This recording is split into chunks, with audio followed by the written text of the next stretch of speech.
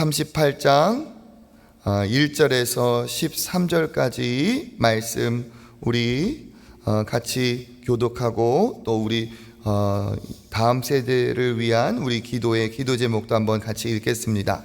38장 1절에서 13절입니다. 맏단의 아들 스바랴와 바수훌의 아들 그다랴와 셀레메아의 아들 유갈과 말기야의 아들 바수훌이 예레미야가 모든 백성에게 이르는 말을 들은즉 이르기를 여호와께서 이와 같이 말씀하시되 이 성에 머무는 자는 칼과 기근과 전염병에 죽으리라. 그러나 갈대아인에게 항복하는 자는 살리니 그는 노량물을 얻음같이 자기의 목숨을 건지리라. 이와 같이 여호와께서 이와 같이 말씀하시니라. 이 성이 반드시 바벨론의 왕의 군대의 손에 넘어가리니 그가 차지하리라 하셨다 하는지라. 이에 그 고관들이 왕께 아뢰되 이 사람이 백성의 평안을 구하지 아니하고 재난을 구하오니 청하건대 이 사람을 죽이소서. 그가 이같이 말하여 이 성에 남은 군사의 손과 모든 백성의 손을 약하게 하나이다. 시드기야 왕이 이르되 보라 그가 너희 손에 있느니라. 왕은 조금도 너희를 거스를 수 없느니라 하는지라. 그들이 예레미야를 끌어다가 감옥들에 있는 왕의 아들 말기야의 구덩이에 던져 넣을 때에 예레미야를 줄로 달아내렸는데 그 구덩이에는 물이 없고 진창뿐이므로 예레미야가 진창 속에 빠졌더라. 왕궁 내시 구스인 에벤멜렉이 그들이 예레미야를 구덩이에 던져 넣었음을 들으니라. 그때에 왕이 베냐민 문에 앉았더니 에벳멜렉이 왕궁에서 나와 왕께 아뢰어 이르되 내 주 왕이여 저 사람들이 선지자 예레미야에게 행한 모든 일은 악하니이다. 성 중에 떡이 떨어졌거늘 그들이 그를 구덩이에 던져 넣었으니 그가 거기에서 굶어 죽으리이다 하니 왕이 구스 사람 에벳멜렉에게 명하여 이르되 너는 여기서 30명을 데리고 가서 선지자 예레미야가 죽기 전에 그를 구덩이에서 끌어내라. 에벤멜렉이 이 사람들을 데리고 왕궁 곳간 및 방에 들어가서 거기서 헝겊과 낡은 옷을 가져다가 그것을 구덩이에 있는 예레미야에게 밧줄로 내리며 구스인 에벳멜렉이 예레미야에게 이르되 당신은 이 헝겊과 낡은 옷을 당신의 겨드랑이에 대고 줄을 그 아래에 대시오. 예레미야가 그대로 하매. 같이 읽겠습니다. 그들이 줄로 예레미야를 구덩이에서 끌어낸지라. 예레미야가 시위대 뜰에 머무니라. 아멘.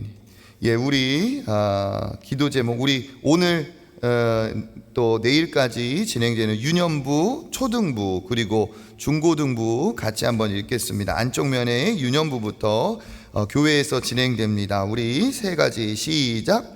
최고의 코치가 되시는 예수님의 말씀만 믿고 따르는 유년부가 되게 하옵소서.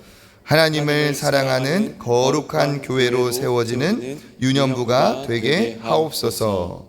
하나님의 말씀을 듣고 믿음이 성장하는 유년부가 되게 하옵소서. 아멘. 우리 초등부 같이 한번 읽겠습니다.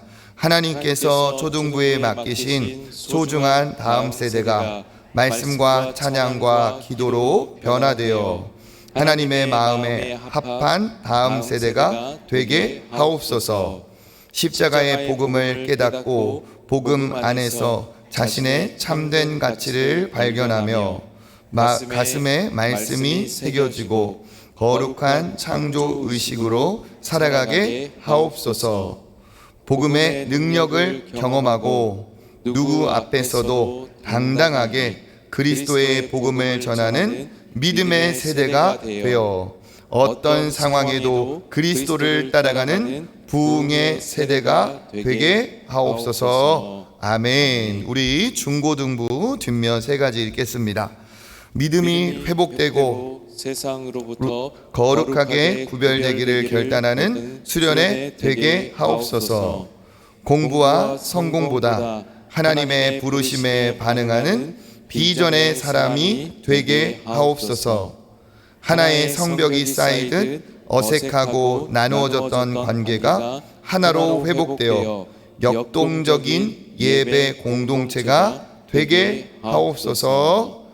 아멘. 하나님께서 내일까지 진행되는 모든 또 우리 여름 행사에 은혜 주실 줄 믿습니다. 할렐루야. 네, 반갑습니다. 새벽에 나오신 모든 분들 또 하나님께서 은혜 주실 줄 믿습니다. 오늘 예레미야서 38장 1절은 예레미야가 어려움을 당하는 그러한 상황을 얘기하고 있습니다. 어떤 일이 벌어졌는지 4명의 악한 신하가 왕에게 상소를 올리는 것에서부터 시작을 하죠. 38장 1절에 보니까 mat단의 아들 스바랴, 바수훌의 아들 그다랴, 그리고 셀레메아의 아들 유갈, 말기야의 아들 바수훌, 이 4사람이 어떻게 합니까? 예레미야가 백성들에게 그 선포한 말씀을 듣고 가서 이제 왕에게 지금 이제 항소를 하죠. 항의를 하고 있습니다. 뭐라고 하느냐? 2절에 보니까 여호와께서 이와 같이 말씀하시되, 그리고 3절에 보니까 이렇게 말씀하시는지라. 이거는 하나님이 말씀을 한 게 아니라 지금 예레미야가 이렇게 지금 얘기를 하고 다닙니다. 그거를 지금 항변을 하는 거죠. 우리 뭐라고 하는지 2절과 우리 3절 같이 한번 읽어보겠습니다. 여호와께서 이와 같이 말씀하시되 이 성에 머무는 자는 칼과 기근과 전염병에 죽으리라. 그러나 갈대아인에게 항복하는 자는 살리니 그는 노량물을 얻음같이 자기의 목숨을 건지리라. 여호와께서 이와 같이 말씀하시니라.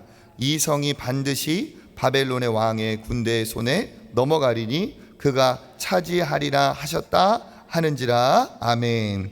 여호와께서 이렇게 얘기하셨다 하면서 예레미야가 지금 다 동네방네 이렇게 얘기하고 다닙니다. 이 성 예루살렘에 머무는 자는 다 기근과 칼이나 기근과 전염병에 다 죽을 것이고, 그리고 빨리 항복을 해야 그들이 겨우 목숨을 부지할 것이다 하면서 지금 어떻게 보면 민족의 배신자와 같은 그런 얘기를 하고 다닌다, 그런 얘기죠.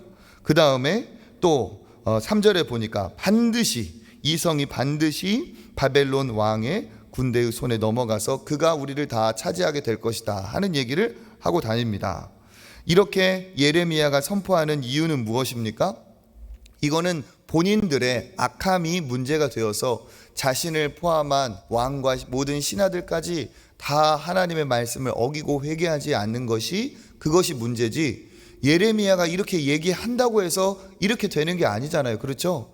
이미 하나님이 그들의 악함을 심판하시기로 하셨기 때문에 예레미야가 이 말씀을 전하는 거지, 예레미야가 이렇게 말했다고 해서 그가 말한 거기 때문에 하나님이 이것을 이루시는 게 사실은 아닌 거죠. 뭔가 문제를 제대로 지금 파악을 하지 못하고 심판의 메시지를 전하는 예레미야에 대한 그런 분노와 미움만 지금 갖고 있습니다. 영적으로 눈이 완전히 어두워졌기 때문에 무엇이 문제인지를 지금 파악을 못하는 거죠. 그러면서 4절 뭐라고 합니까? 읽어보겠습니다. 이에 그 고관들이 왕께 아뢰되 이 사람이 백성의 평안을 구하지 아니하고 재난을 구하오니 청하건대 이 사람을 죽이소서. 그가 이같이 말하여 이 성에 남은 군사의 손과 모든 백성의 손을 약하게 하나이다. 아멘. 고관들이 이제 왕께 아래서 어떻게 해달라고 지금 조르고 있습니까? 백성들이 평안해야 될 텐데 평안을 구하지 않고 재난을 구하고 있습니다. 그러니까 이 사람 때문에 마치 망하게 되는 것처럼 지금 얘기를 하고 있죠. 이 사람을 그래서 어떻게 하라고 합니까? 이 사람을 죽이소서, 사형을 시키라, 왕에게 지금 고하고 있습니다. 그 사람이 이렇게, 이 예레미야라는 사람이 이렇게 말하고 다니니까 우리들이 지금 어떻다고 합니까? 군사의 손과 모든 백성의 손이 약하게 되었다. 싸워봤자 패하게 될 것이다 하니까 사기가 다 꺾여서 싸우고자 하는 의지를 다 지금 잃어버리고 있습니다 라고 얘기를 하며 이 모든 문제가 예레미야 때문에 온 것처럼 그렇게 얘기를 하고 있어요. 그러니까 왕이 뭐라고 하느냐, 이렇게 얘기를 하면 왕이 바르게 판단을 했으면 참 좋겠는데 왕은 한술 더 떠서 더 어리석은 말을 하고 있습니다. 5절 한번 읽어보겠습니다. 시드기야 왕이 이르되 보라 그가 너희 손 안에 있느니라. 왕은 조금도 너희를 거스를 수 없느니라 하는지라. 아멘. 이 말도 안 되는 얘기죠. 지금 신하들이 지금 왕에게 요청한 것을 가지고 왕이 판단을 내리는 게 아니라 왕이 아무런 어떤 능력이나 권세가 없이 휘둘리고 있습니다. 왕이 자기 입으로 뭐라고 말합니까? 보라 그가 너희 손 안에 있는지라. 그러니까 너희들이 마음대로 해도 좋다, 너희들 권한에 있다. 왜? 그 뒤에 뭐라고 말합니까? 왕은 조금도 너희를 거스를 수 없느니라 하는지라. 그러니까 이 4명의 신하들은 왕을 사실 어떻게 보면 조정하고 마음대로 할 수 있는 권세를 갖고 그렇게 있는 사람들이라고 볼 수가 있죠. 그리고 왕도 이 신하들에게 전혀 어때요? 말도 제대로 한마디도 하지 못하는 그러한 정말 말만 왕이지 종이 호랑이일 뿐 아무런 권세가 없습니다. 자기 입으로 너희를 내가 조금 더 거스를 수가 없지 않느냐 얘기를 하고 있습니다. 물론 시드기야 왕이 자기의 힘으로 왕이 된 사람이 아니죠.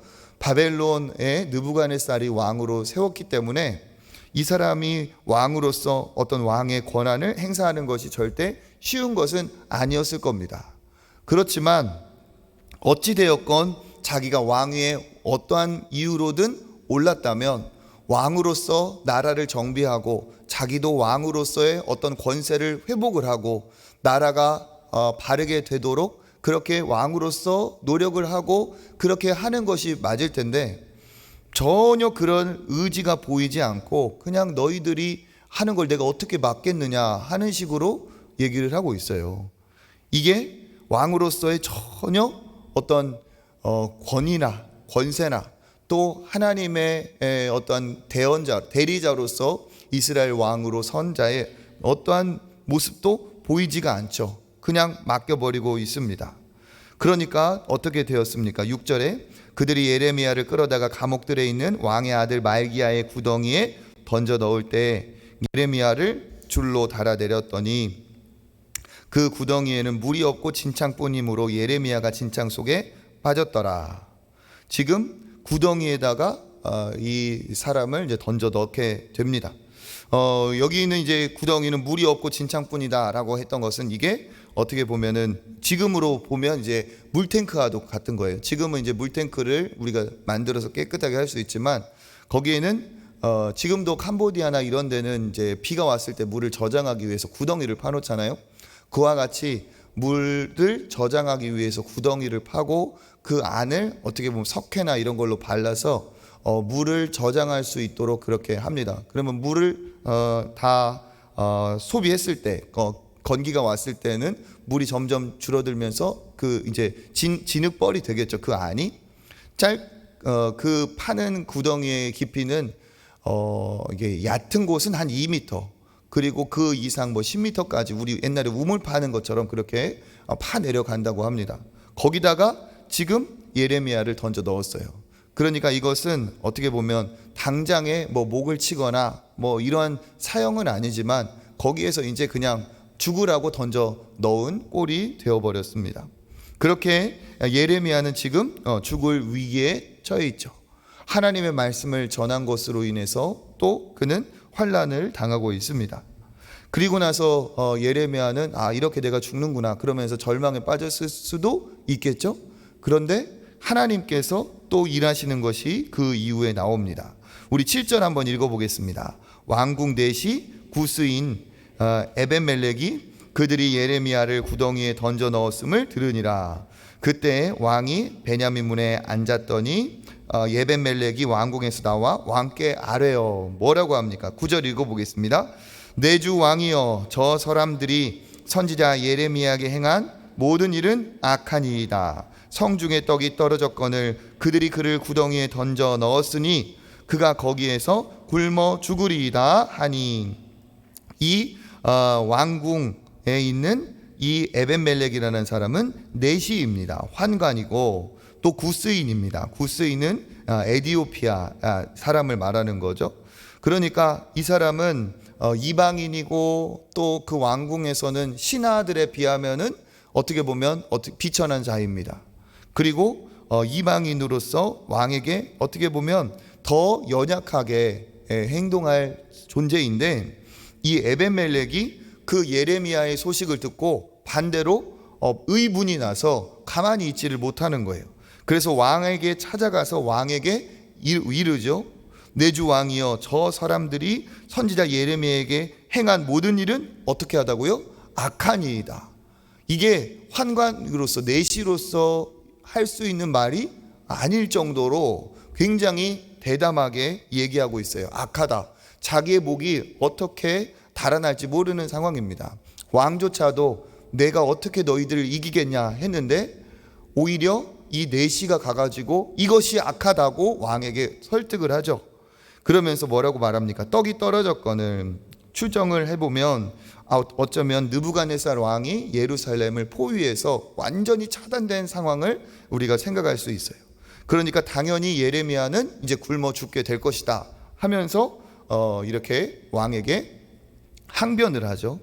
그러니까 왕이 또 어떻게 합니까? 내시의 말을 또 들어요.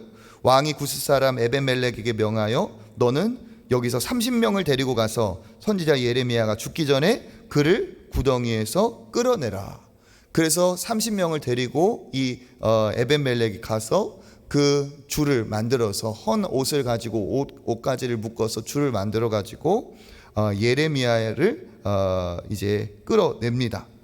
우리 12절 13절 읽어보겠습니다. 구스인 에벤멜렉이 예레미야에게 이르되 당신은 이 헌 것과 낡은 옷을 당신의 겨드랑이에 대고 그 줄을 그 아래에 대시오. 예레미야가 그대로 하매 그들이 줄로 예레미야를 구덩이에서 끌어낸지라.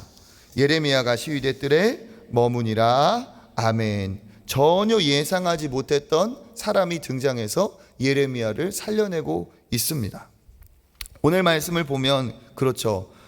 등장하는 인물들을 통해서 우리가 참 하나님 앞에 어떻게 정말 판단을 해야 되는지 볼 수가 있습니다. 먼저 4명의 악한 신하들이 등장을 하죠. 이 악한 신하들의 특징이 뭡니까? 자신이 하나님 말씀을 받았을 때 말씀을 가지고 자기 자신을 돌아봐야 될 텐데, 즉 말씀으로 내 삶을 판단해야 될 텐데 어떻게 하고 있습니까? 자기가 말씀을 판단해서 지금 오히려 선지자를 해하려고 하고 있습니다. 그들은 어떠한 일이 벌어지든 또 나에게 하나님이 어떠한 생각을 갖고 있든 상관하지 않아요. 그냥 내가 원하는 말을 해주고 그대로만 이루어지기를 원하고 있습니다. 그러니까 선지자도 하나님의 말을 전하는 것이 그의 책무이지만 그는 그것을 원하지 않는 거예요. 선지자의 입술을 통해 하나님의 말씀이 선포되는 것을 그렇게 바라고 그것을 귀담아 듣는 것이 살아있는 진짜 믿음의 사람일 텐데, 그것이 아니라 그가 어찌 되었건 진짜건 가짜건 상관없어요. 그가 나에게 좋은 말을 해주고 기분 좋은 말만 듣기를 원하는 어리석은 상황입니다. 그러니까 어떻게 합니까? 주인이 하나님이 아니라 내가 내 인생의 주인이고 내가 내 맘대로 산다는 거죠. 악인들의 특징이 뭡니까? 이러한 교만함에 있습니다. 이 4명의 악한 사람이 바로 악인들이죠. 악인들은 믿음의 사람 곁에 반드시 존재하고 있는 거예요. 악인들은 어떠한 사람이냐? 말씀으로 자기 일을 돌아보는 사람이 아니라 말씀을 판단하고 자기가 하나님의 노릇을 하려고 하고 있습니다. 우리는 그와 같은 어리석음을 범하지 않아야 될 줄 믿습니다. 우리는 하나님의 말씀으로 내 자신을 돌아봐야지, 말씀을 내가 판단을 하고 그 말씀을 하는 그 하나님의 말을 전달하는 그러한 어떠한 믿음의 사람을 내가 그 사람을 적대하거나 그래서는 않는다는 거죠. 그리고 또 뭡니까? 우유부단한 왕인 시드기야를 볼 수가 있습니다.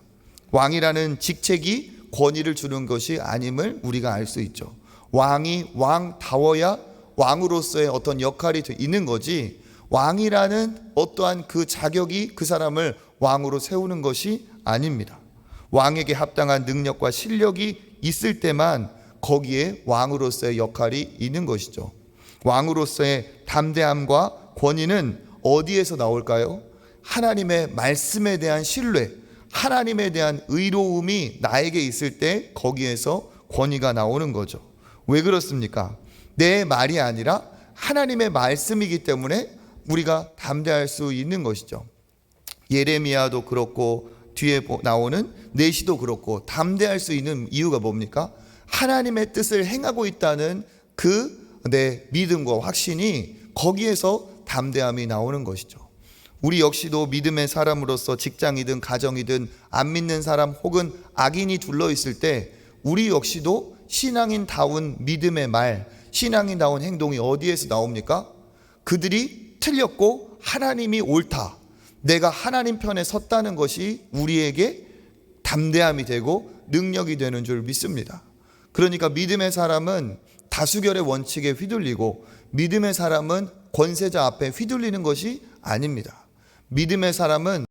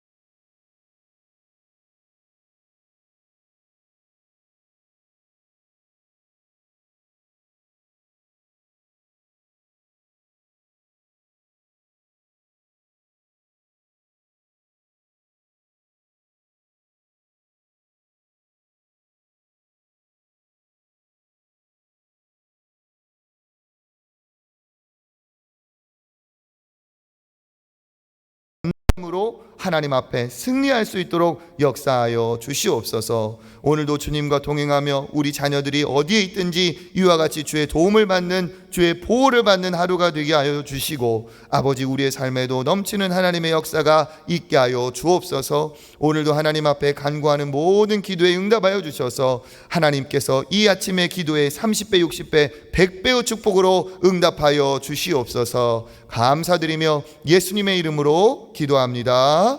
아멘.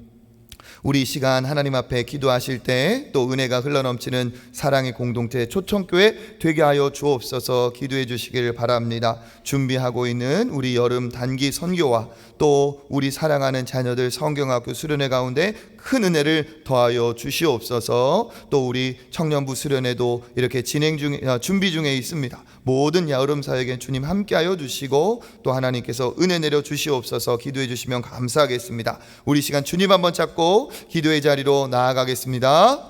주여